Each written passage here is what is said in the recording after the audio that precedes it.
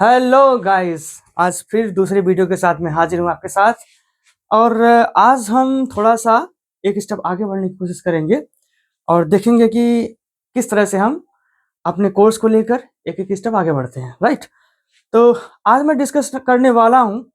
Next video में syllabus के बारे में डिस्कस तो करूँगा, लेकिन उससे पहले कुछ महत्वपूर्ण चीज़ें हैं जिसको जानना बहुत ज़रूरी है, क्योंकि हम जनरली इंग्लिश में देखते हैं। चाहे वो अभी हम आपको बताना चाहेंगे कि ये जो हम सीरीज लेके चलेंगे ये बोर्ड क्लास के लेके चलेंगे, 9, 10th, 11th, 12th। और हमारे पास टेक्स्ट बुक होती हैं, और टेक्स्ट बुक में अगर हम देखें तो इंटरमीडिएट के लिए प्रोज होता है, पोएट्री होती है और सप्लीमेंट्री रीडर्स होते हैं। राइट। लेकिन जब टेक्स्ट बुक में पढ़ते हैं तो टेक्स्ट बुक पढ़ते वक्त हमें वर्ड पावर की ज़रूरत पड़ती है, और वर्ड पावर अगर हमारा अच्छा नहीं है तो हम मीनिंग नहीं निकाल पाएंगे, ऑब्वियस है। तो वर्ड पावर को हम कैसे ब्रेक करेंगे, कैसे समझेंगे, उसको हम थोड़ा सा इस वीडियो में डिस्कस करेंगे। और नेक्स्ट वीडियो में हम सिलेबस के बारे में चर्चा करेंगे, बोर्ड पेपर के बारे में चर्चा करेंगे और इस तरह से आगे बढ़ेंगे। तो चलिए हम देखते हैं। जैसा कि लिखा गया है intermediate, high school, 9, 10th, 11th, 12th, ये हमारी सीरीज चलने वाली है। आज हम डिस्कस करने वाले हैं एटिमोलॉजी। एटिमोलॉजी का मतलब होता है शब्द की व्युत्पत्ति, शब्द बने कैसे हैं। क्योंकि जब हम टेक्स्ट बुक खोलेंगे तो चैप्टर स्टार्ट होंगे, वर्ड मीनिंग आपको बहुत ही कम होगी, लिमिटेड जानकारी आपको होगी, सीखने में प्रॉब्लम होगी, याद करने में प्रॉब्लम होगी। लेकिन उससे पहले अगर हम जान लेते हैं वर्ड्स को ब्रेक करना, वर्ड को समझना, तो शायद हमारा रास्ता आसान हो जाएगा। राइट। तो एटमोलॉजी का मतलब होता है व्युत्पत्ति शब्दों की, शब्द कैसे बने हैं, शब्दों की व्युत्पत्ति। राइट। शब्द बने कैसे हैं, कल हमने डिस्कस किया था, यानी कि पहले वीडियो में, कि अगर हम कोई भी वर्ड देखते हैं तो वर्ड में तीन चीजें होती हैं। एक होता है हमारा प्रीफिक्स, राइट। दूसरा हमारा होता है उसका बीच वाला पार्ट, रूट वर्ड। देन होता है हमारा सफिक्स। अगर हम प्रीफिक्स को देखें, सफिक्स को देखें, रूट को देखें, तो सबकी अपनी अलग अलग मीनिंग होती है। एक प्रीफिक्स को याद कर लेते हैं, समझ लेते हैं, और प्रीफिक्स का मीनिंग क्या होता है उसको जान लेते हैं। अगर उससे जुड़ा कोई रूट वर्ड है उसमें आएगा और रूट वर्ड की मीनिंग पता है, प्रीफिक्स का मतलब पता है, तो उसका मतलब आराम से उसकी मीनिंग क्या हो सकती है उसको समझा कैसा जा सकता है, बहुत ही आसान हो जाएगा। ऐसे ही रूट पता है, सफिक्स पता है, तो रूट और सफिक्स को मिला करके क्या मीनिंग बनती है, यदि हमें सफिक्स का मतलब पता है, सफिक्स का अर्थ पता है, तो उसको हम निकाल सकते हैं कि इसकी मीनिंग संभवतः क्या बन सकती है। राइट। तीनों दो दिया हो सकता है, ठीक। प्रीफिक्स हो सकता है, रूट हो सकता है, सफिक्स हो सकता है। प्रीफिक्स का मतलब क्या होता है, रूट का मतलब क्या होता है, सफिक्स का मतलब क्या होता है, तीनों की अलग अलग पहचान हमें पता है, तो पूरे पूरे वर्ड की मीनिंग निकाल सकते हैं। यही हम एटिमोलॉजी में पढ़ते हैं। राइट।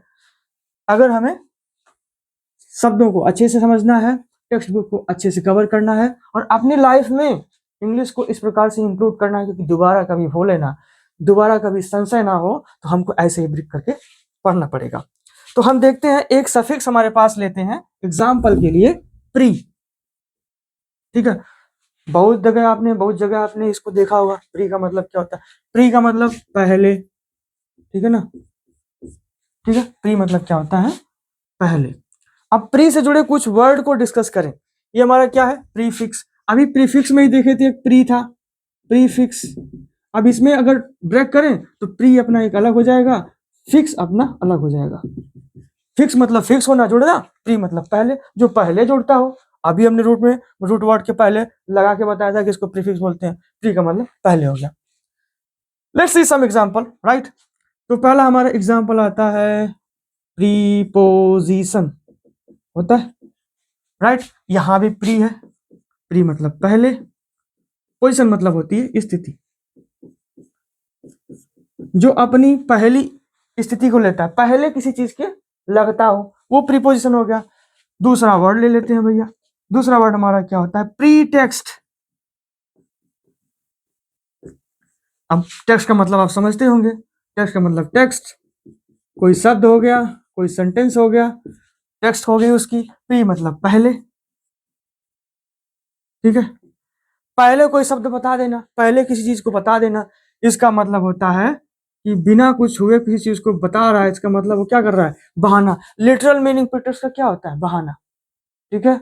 एक्सक्यूज कर रहा है। प्रीटेक्स्ट मतलब क्या निकल के आता है? बहाना। हमें टेक्स्ट का मतलब पता है सब। पहले मतलब है कि प्री मतलब पहले होता है, प्री पहले कोई शब्द बता दे रहा है, मतलब कि ऐसा हो जाएगा, यानी कि बहाना कर रहा है, तो प्रीटेक्स्ट माने बहाना बनाना। अगर एक और वर्ड लेते हैं प्री का, तो क्या निकल के आता है? समझ लो कि precaution. Precaution, CAUTION, precaution. Caution मतलब सब लोग जानते हैं, सावधानी। ठीक है, सावधानी जो होती है, सावधानियां जो होती हैं। और प्री मतलब पहले, कोई भी काम करने जा रहे हो, कोई भी एक्सपेरिमेंट करने जा रहे हो, तो प्री उसके पहले क्या क्या सावधानियां बरतनी चाहिए। ठीक है ना। अगर हम ऐसे शब्दों को सीखते हैं, समझते हैं, तो क्या वर्ड भूल जाएंगे? क्या मीनिंग भूल जाएगी? कभी हो ही नहीं सकता। इसे ही हम कहते हैं क्या? Etymology of words. ठीक है, शब्दों की व्युत्पत्ति। और हम देखें इसमें प्री में, तो प्री मेच्योर। प्री, प्री का मतलब पहले, मेच्योर मतलब परिपक्वता। परिपक्व होने से पहले, अपनी नेक्स्ट आने वाली नेक्स्ट लेवल की स्थिति को पहुंचने से पहले प्री मेच्योर, पहले से ही कुछ हो जाना, प्री मेच्योर, अपरिपक्व जिसको बोलते हैं। ठीक है। और प्रीडिक्ट, प्री मतलब पहले, डिक्ट मतलब देना। प्रिडिक्ट कर रहा है, बता रहा है, यानी कि क्या कर रहा है? भविष्यवाणी कर रहा है, भविष्यवाणी। ठीक है ना। प्रिडिक्स, आपने सुना होगा प्रेडिक्शन। ठीक है ना। क्रिकेट कमेंट्री जब होती है तो वहां पे प्रेडिक्शन का वर्ड यूज होता है। प्रेडिक्शन करते हैं कितने रन को चेज करना पड़ेगा, कितनी बॉल्स हो सकती हैं, वहां प्रेडिक्शन का यूज होता है। अपने डेली लाइफ में प्रेडिक्शन यूज होता है, प्रेडिक्ट किया है, प्रेडिक्शन दिया है, तो यहाँ पे उसका मतलब निकल के आता है भविष्यवाणी करना, और उसका नाउन फॉर्म क्या हो जाता है? भविष्यवाणी। Let's see some other example, right. अगर हम सफिक्स की बात करें, अभी तो प्रीफिक्स लिया, सफिक्स। एक सफिक्स हम आपको बता रहे हैं, आप सुनकर दंग हो जाओगे। Side, CIDE, side. इस सफिक्स को लेकर के वर्ड बनाना सीखेंगे। साइड मतलब होता है किलिंग, भाई साहब, किलिंग, मार देना जान से, साइड। अब साइड से बनने वाले कुछ वर्ड्स को डिस्कस कर लेते हैं, जैसे कि सबसे फेमस है आजकल सुसाइड। इतनी ज्यादा हो रही है, इतना ज्यादा सबको टेंशन हो रहा है कि बच्चे हो, बूढ़े हो, सब सुसाइड कर ले रहे हैं, जवान हो सुसाइड कर ले रहे हैं। सुई मतलब होता है सेल्फ, साइड मतलब होता है किलिंग।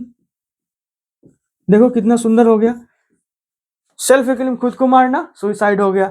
ठीक है ना। एक वर्ड हमारे लेते हैं साइड के लिए, पैट्री, पैट्रीसाइड। अब साइड का मतलब फिर से वही किलिंग हो जाएगा। पैट्री मतलब होता है पेरेंट्स, कोई अपने पेरेंट्स को ही मार दिया है, पैट्रीसाइड हो गया। पिता को मार दिया, सॉरी, पैट्री मतलब पिता, फादर। ठीक है ना, father, killing of father, patricide हो गया। ऐसे ही एक और वर्ड लेते हैं, मैट्री। आप समझ गए होंगे मैट्री क्या हो गया यहाँ पे? Mother, killing of mother. अच्छा, दोनों को मारना है तो पैरीसाइड। ठीक है ना, पैरी मतलब हो जाएगा पेरेंट्स। क्या दिक्कत है? साइड का मतलब समझ लिया, रूट का मतलब है पता है, फटाफट मीनिंग निकलते जा रही है भैया। कभी ऐसा हो ही नहीं सकता कि आप भूल जाओ। सफिक्स का मतलब पता है, प्रीफिक्स का मीनिंग क्या हो सकता है, रूट का मीनिंग क्या हो सकता है, मिलाते जाओ, वर्ड बनाते जाओ आराम से, राइट। ऐसे ही अगर हम बोले एक और वर्ड लेकर, काइनीसाइड। काइनी यहाँ पे हो जाएगा डॉग के लिए, और साइड मतलब हो जाएगा killing. Killing of dog is canicide. समझ में आया? तो इस प्रकार से हम सफिक्स को लेकर के वर्ड्स की एटिमोलॉजी को समझे। क्या क्या देखे थे? सुइसाइड, पैट्रीसाइड, मैट्रीसाइड, पैरीसाइड, ठीक है, और काइनीसाइड। ऐसे ही, अभी तो मैं आपको थोड़ा सा इंट्रोडक्शन दे रहा हूं, ऐसे ही हम आपको जब बुक्स को पढ़ाएंगे, कोई भी पैसेज को पढ़ाएंगे, कोई भी चीज समझाएंगे, ऐसे ही रूट लेकर के समझाएंगे, और आपको भूलने नहीं देंगे हम, राइट। और हम एग्जाम्पल लेते हैं, एक वर्ड आपने सुना होगा, लॉजी। लॉजी, ये इसका अगर हम ग्रीक वर्ड में देखें तो ये होता है लोगोस। लोगोस का मतलब होता है टू स्टडी, या फिर इसका मतलब होता है साइंस। ठीक है। बायोलॉजी, जियोलॉजी, जूलॉजी कहाँ कहाँ नहीं देखने को मिलता है। ठीक है। अब देखो यहाँ पे जैसे कि बायोलॉजी, जिसको हम जीव विज्ञान बोलते हैं। कैसे बना बायोलॉजी? बायो यहाँ पे हो जाएगा बायोस, जिससे बना लॉजी लोगोस। ठीक है। बायोस का मतलब होता है लाइफ, लोगोस का मतलब होता है टू स्टडी या फिर science. Science of life is called biology. कितना सिंपल है भाई। अगर हम सफिक्स को जान गए, लॉजी का मतलब होता है टू स्टडी या फिर साइंस, और बायो का मतलब हो गया लाइफ, दोनों को मिला दिया बन गया बायोलॉजी। समझ गए उसका मीनिंग क्या बन सकता है।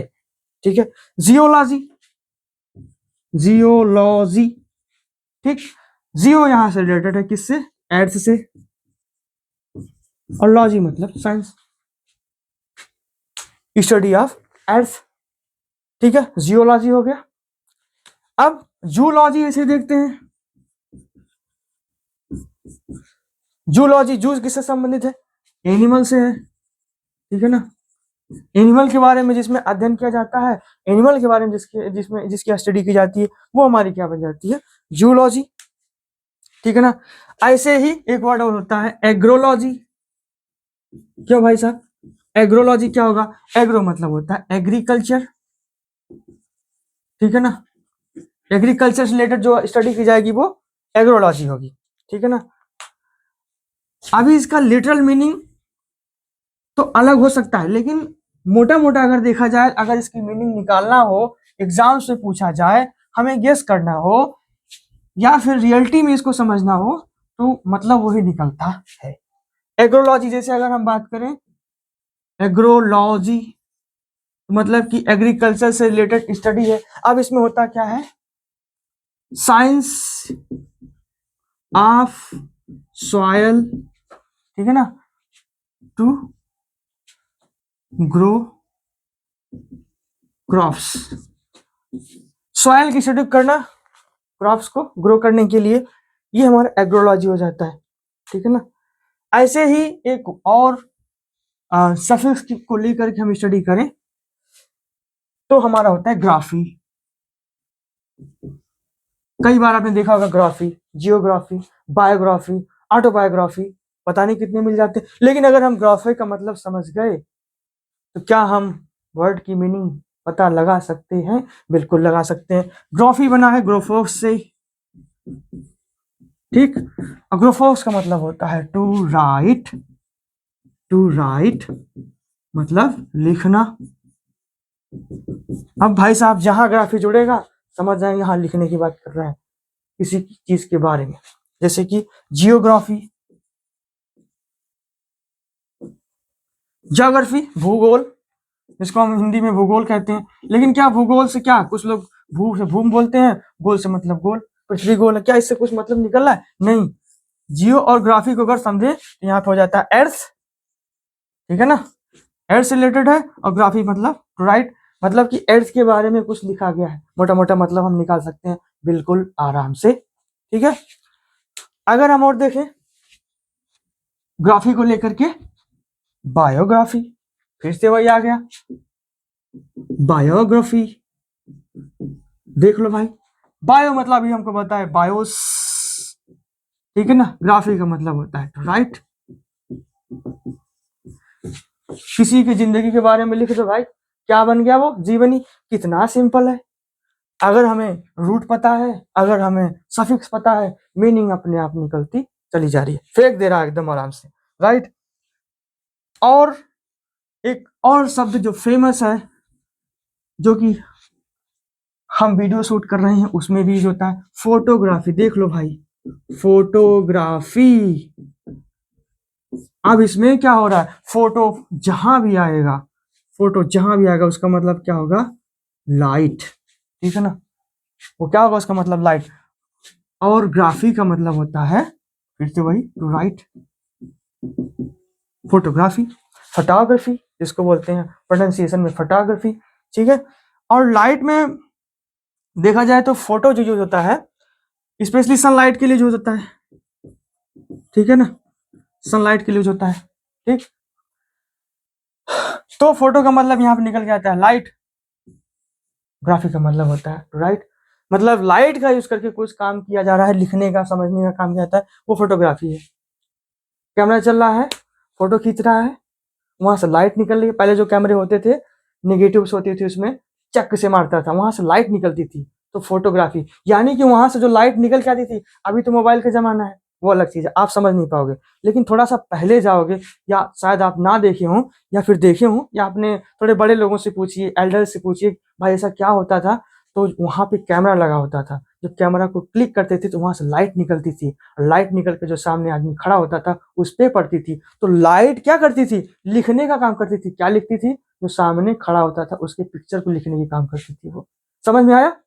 फोटोग्राफी कैसे फोटोग्राफी हो गया, वो लाइट निकलती थी, लाइट से, लाइट की मदद से। ग्राफी का मतलब लिखना होता, किसको लिखता था, उसकी इमेज को कैप्चर करता था, लिखता था, इसलिए वहां पे क्या फोटोग्राफी लग जाता था, ठीक है। ये हम ग्राफी का लेकर के समझे कि क्या वर्ड बन सकते हैं। अच्छा, एक और सफिक्स होता है आर्की। आर्की का मतलब होता है टू रूल, और रूल मतलब होता है शासन करना। लो भाई, जहां जहां आर्की आ जाए, जहां जहां आर्की आ जाए, समझ जाना कि वहां शासन करने की बात हो रही है, वहां किसी तंत्र की बात कर रही है जो शासन करेगा, जो नियम कानून चलाएगा। आर्की का मतलब होगा, लेट्स सी, देखते हैं। मोनार्की, मोनार्की, मोनार्की बहुत सुने होंगे, मोनार्क है, मोनार्की। अब यहाँ पे इसको ब्रेक करते हैं, ये हमें हो जाएगा मोनो, ये हमारा हो जाएगा आर्की। देख लो आप, मोनो का मतलब क्या होता है, एक, सिंगल, राइट। आर्की का मतलब होता है टू रूल, जहां पे एक व्यक्ति का रूल हो, rule by one person is called monarchy. जैसे कि राजा वाला सिस्टम, राजा ही वहां पे क्या होता था, राजा ही वहां पे क्या होता था, सब कुछ होता था, राजा ही क्या। अगर अपने देश में देखें कि क्या क्या सरकारें हो सकती हैं, तो अगर हम देखें गवर्नमेंट की, थोड़ा सा यहाँ पे जीएस की बात कर लेते हैं गवर्नमेंट की, तो एक हमारा होता है लेजिस्लेटिव, थोड़ा सा बस मोटे मोटे में समझा रहे हैं, लेजिस्लेटिव, एग्जीक्यूटिव, और तीसरा हमारी होती है क्या, जुडिशियरी। उस वर्ड को समझाने के लिए इतना बता रहे हैं, जुडिशियरी।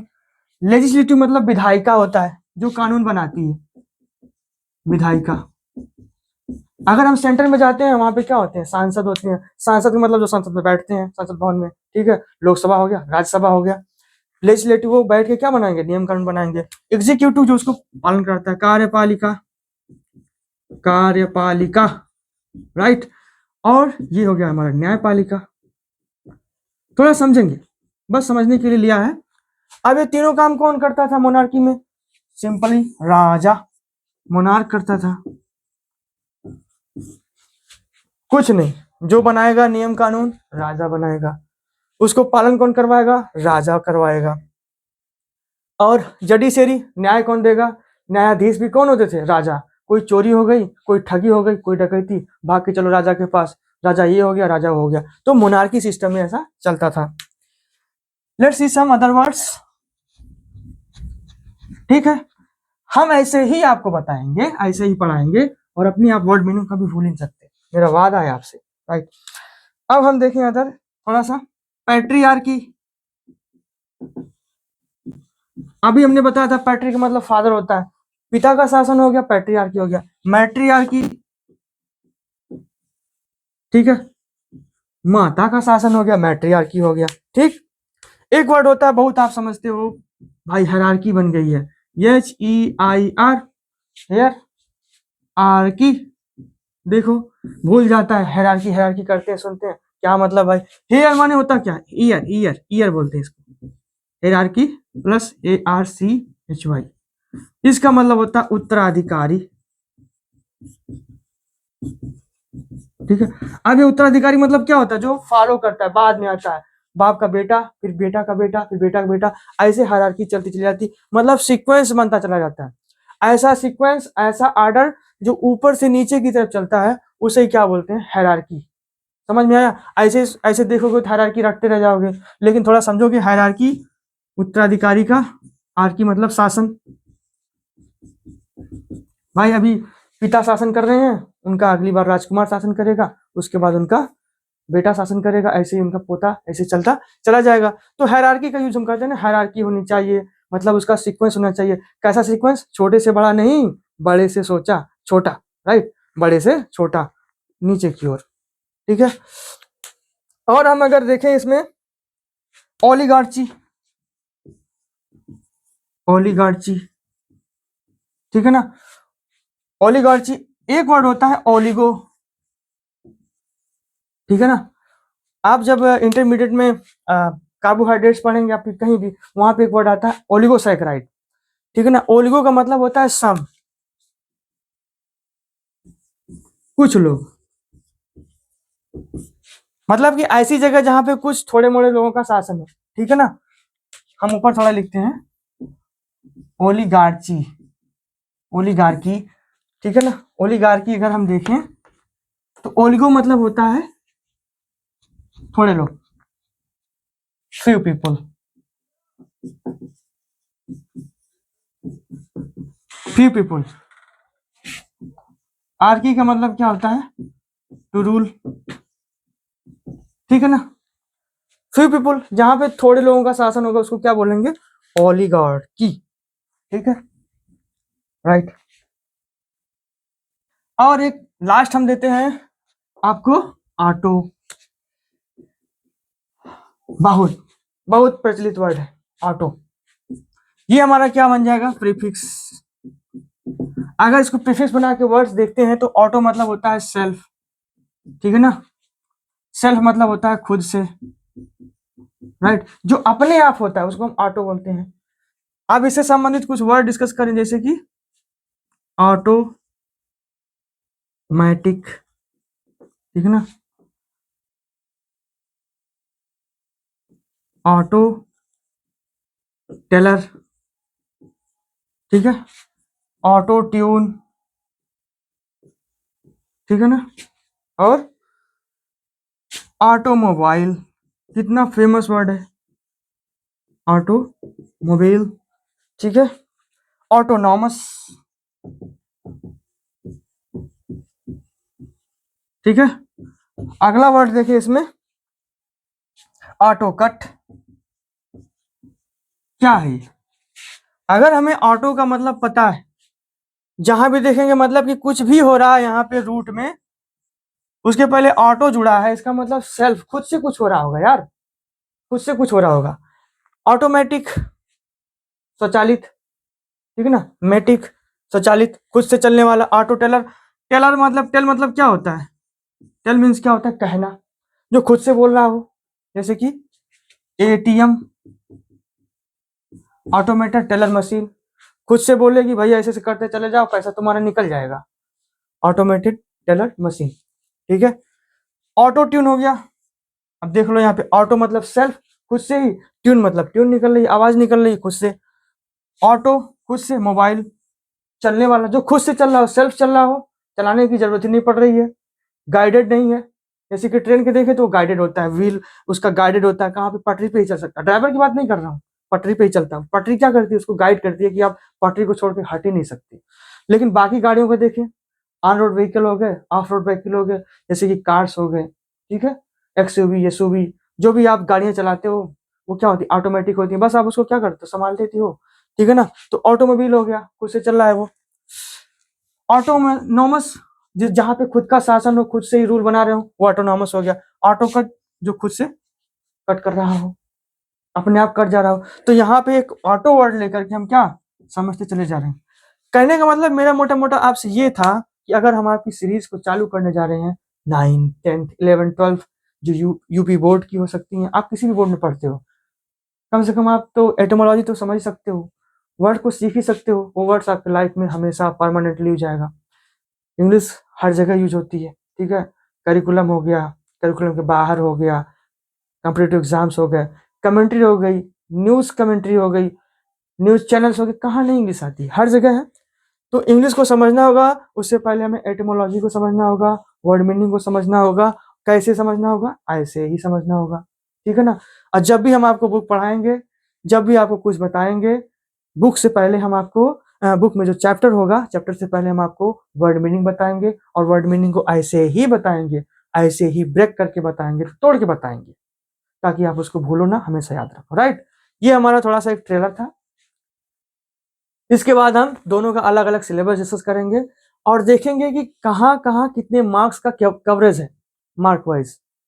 और हम बता दें आपको कि पहले का जमाना गया, भाई साहब बहुत सारा क्वेश्चन पढ़ लो, बहुत सारा आंसर रट लो, नॉनसेंस स्टडी होती थी भैया। ऐसी कोई स्टडी का मतलब नहीं होता था कि जिसका मतलब आपको पता ही नहीं, आप क्या लिख रहे हो, रट के चले गए, क्वेश्चन लिख दिया, आंसर लिख दिया, सेंट्रल आइडिया पोएम का लिख दिया, आपको पता ही नहीं सेंट्रल आइडिया में क्या लिख रहे हो।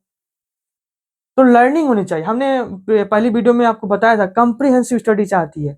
लैंग्वेज का मतलब होता है कंप्रीहेंशन, बोल रहे हो, समझ रहे हो, कोई कुछ पूछ रहा तो उत्तर दे रहे हो, तभी तो आप उसका मतलब समझते हो, तभी तो उसका मतलब जानते हो। नहीं तो ऐसे पढ़ने का क्या मतलब है यार, कोई मतलब नहीं है।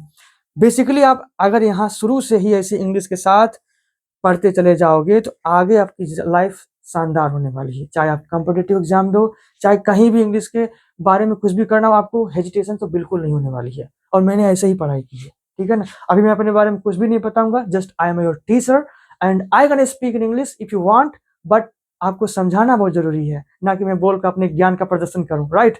So don't worry, your friend is here, you are in good hands with good teacher, excellent teacher. Believe in yourself, believe in system, right। हमारे साथ बने रहिएगा अगली वीडियो तक। Bye bye, good bye.